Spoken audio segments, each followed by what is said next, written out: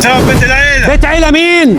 ده كان زمان، دلوقتي بسبب العيلة بتوقع أجدع شيلة ويزنوا عليك تخربها ترميها في هيلة وبيلة. في زمان كان بيت العيلة كان تلقى القعدة جميلة، ولا تلقى في يوم مكروه ولا واحد كان مكروه وجميعهم بيحبوه. دلوقتي يا ناس وياهو البيت بقوا بيهدوه. دلوقتي في بيت العيلة يا خرابي ويا دي النيلة، كان بيهم حلوة اللمة عايشين بضمير وبذمة، في الشدة يشيلوا معانا يسندوا ويعينوا في هوانا، فتزول بسببهم غمة وتروح بوجودهم دمعة. البيت النور من شمعة، أسواقهم واخد سمعة أفضل من ناس في زماننا. بالله لا تبعدوا عنا، ابعدوا واتخروا مسنا. دلوقتي ضماير بايتة والكل بيخرب بيتها، وإن جيت يوم بس تعاتب فيقولوا أكيد سلفتها. السلفة زمان كان أخت أحسن من أحسن أخت، وحماتها الأم التانية، وحماها ده أحسن بخت بيكون الأب التاني. لو كانت يوم بتعاني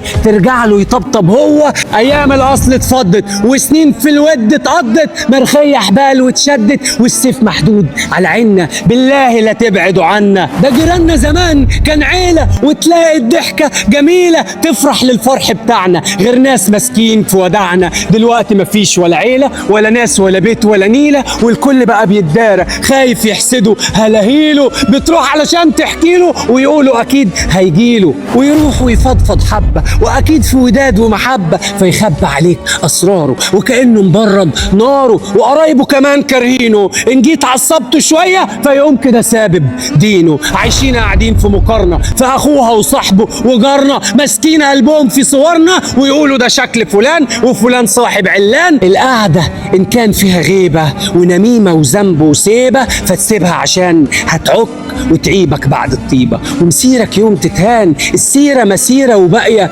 والميه اهي دايره الساقيه. خليك احسن من ناسك، مش شرط يكونوا او ناسك. ان كنت في حالك عايش ومراض الله بضميرك، فهيجي اليوم يا صديقي يحترموا بجد مداسك.